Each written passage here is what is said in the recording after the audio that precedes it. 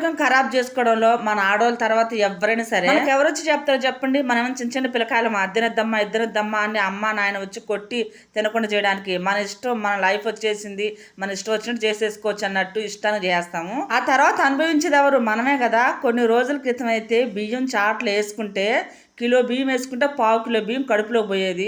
దానివల్ల నేను ఎన్ని ప్రాబ్లమ్స్ ఫేస్ చేశానంటే, కడుపులో నొప్పి ఏం తిన్నా కూడా కడుపు ఉబ్బరంగా ఉండడం, మోకాలు నొప్పులు, మెయిన్ వచ్చేసి తెల్ల రక్త కణాలు పెరిగిపోయినాయి, ఎర్ర రక్త కణాలు చచ్చిపోయినాయి. దానివల్ల చాలా అంటే చాలా బాధపడిపోయాను నేనైతే.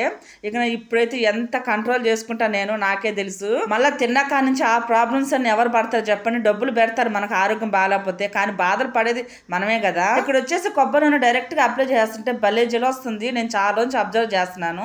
చుండ్రు కూడా అంతగా ఏమి లేదు. వచ్చాం కదా కాబెట్టి పెట్టుకుంటున్నాను. చూద్దాం రిజల్ట్స్ ఏమైనా దొరికితేమో జల పట్టుకున్నాను ఎత్తి. ఇలా జల రాకుండా కొబ్బరి నూనెలు మీరైతే ఏమైనా వేస్తారా? కామెంట్ పెట్టండి.